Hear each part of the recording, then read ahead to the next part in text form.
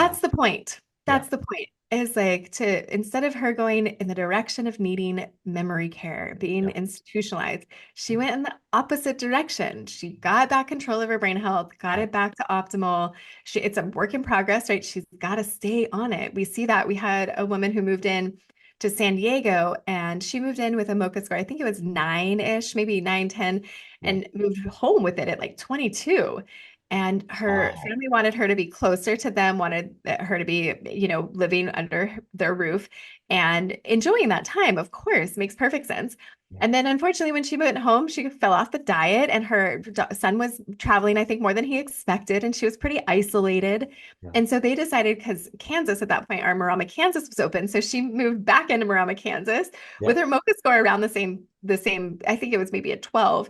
And Yep. now 10 months later, she's back up at the 22, 23 because she's Amazing. engaged. She's eating Wow. the diet. And so it's one of those things, if you fall off the program, you Yep. see that the cognitive impairment comes back. Yep. The disease, it's not a cure, right? Yep. The disease doesn't fully, it's not like you take an antibiotic and this goes away forever. That Yep. is not what's going on. We have to work at keeping our brains in that regenerate, heal state. Yep. And what's really exciting, Dr. Bredesen published this year, there are people who've been on the program for 10 years and have Yeah. maintained their cognitive function. Yes. Yes. Yeah. No, that's exciting. It's exciting. Yeah, that original 2014 cohort. It's amazing. It's been over 10 years now and sustained improvement, the imaging, you'd think it'd be on the front page of every newspaper. It's just tremendously amazing. But yeah, what you guys are doing with Marama is amazing and hope it is the standard for really what memory care, memory recovery can be very shortly in short order. You know, you're talking about creating this environment and how much effort it takes to really systemize everything and make it easy. And I think about our environment. I think about our default environment that we kind of currently have right now, at least here in the US. Um, what would you say are the main environmental and lifestyle factors that recently have been contributing to the higher rates of Alzheimer's disease and cognitive decline?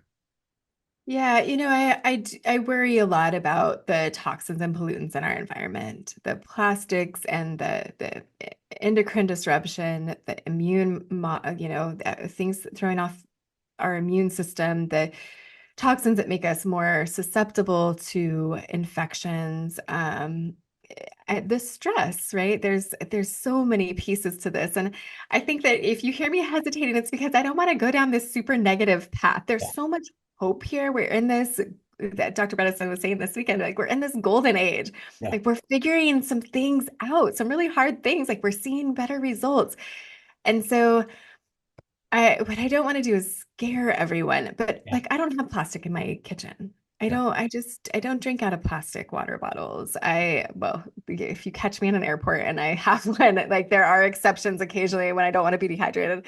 But for the most part, right, for what our default is to stay away from any conventional foods, any processed foods, because what's easy is the highly processed foods in our environment yeah, in the stores at the restaurants. And those, when you go to a restaurant, unless it's a probably a super high-end restaurant and you know the owner, they're probably using the cheapest oils they can get because they've got to make their margin. They have to stay in business, and that's a hard business. yeah, yeah, And I get it, like, right? In grocery stores too, they make their margins on what's in the center of the highly processed, highly profitable foods yeah, that are highly palatable, right? Our brains are programmed to want more sugar, want more carbohydrates, yeah, and those salt, fat, sugar. And when we kind of fall into that trap, it puts us in that attack and defend mode. yeah, yeah, We end up with insulin resistance. We turn on the wrong pathways when it comes to our immune cells. And we end up with these cytokine storms. We end up eating, when we're eating the wrong thing. I think diet, if you took one thing away, so sleep and yeah. diet, or Yes, we could talk about sleep. I feel like sleep would yes. add to this conversation, and then I wouldn't have to like scare everyone into thinking they're eating horrible food. No, I totally get it. I totally get it. Look, so I talk about the scare factor.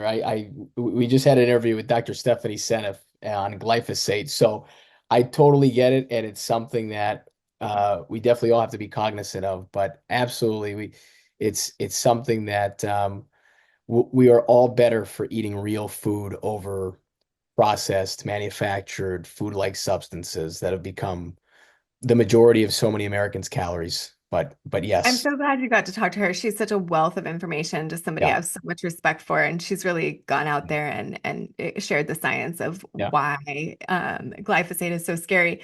yeah, And we see that, ALS in particular, in terms of neurodegenerative diseases, ALS is when every ALS patient I've seen has very, very high levels of yeah, glyphosate. yeah, It is directly neurotoxic. And so it, avoiding any of the foods that end up being genetically modified and having a lot of glyphosate sprayed on them, avoiding spraying it in your yes, yard and, yes, get that stuff out of your house. Do not use it. I don't care about the weeds. I care about your brain. yeah, Um, yeah, oh yeah, yeah, so good. yeah, I'm glad you're having those conversations. But sleep. So in terms of toxins, like just putting sleep into the toxin concept into that context, sleep is so crucially important yeah, because that is when our brain rinses. That lymphatic rinsing happens during deep sleep. And if we yeah, skip that, we just one night of sleep deprivation leads to measurable amyloid in the brain of people in their 20s and 30s.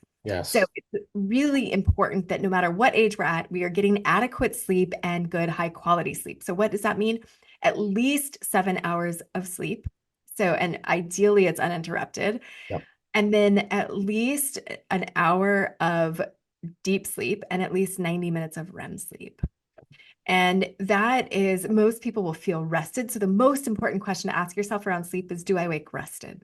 yeah, If the answer is no, I beg of you, go see somebody who you can talk to about optimizing your sleep, because sleep is crucial for brain health as we age. Absolutely crucial. And sleep apnea, I think that we could reduce the suffering associated with dementia if yeah, we got aggressive about screening anyone with cognitive decline for sleep apnea, and yeah, then got aggressive about treating it, even if it's just mild.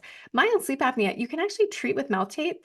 yeah, So just using a little bit of mouth tape, making sure that you are breathing through your nose. yeah, The there's so much to this, right? The structure of the jaw, the structure of yeah, the sinuses. Um, a lot of that, because of our diets as children, it doesn't form as optimally as it could for breathing through the nose. yeah, But having your kids chew on things that are hard, not just soft foods, that helps the palate form so that the sinuses stay patent, so they stay open, you can breathe through them. And then really encouraging kids, adults, anybody, breathe through your nose, yeah, no mouth breathing. yeah, yeah, It'll open up the sinuses so that you can breathe through your nose at night. That's how you get enough air into your lungs and yeah, oxygen to your brain at night. If you yeah, are having apnea events or mouth breathing, you're not getting enough blood to your brain, yeah. enough oxygen to your brain, and that creates hypoxia. It's essentially mild brain damage every night.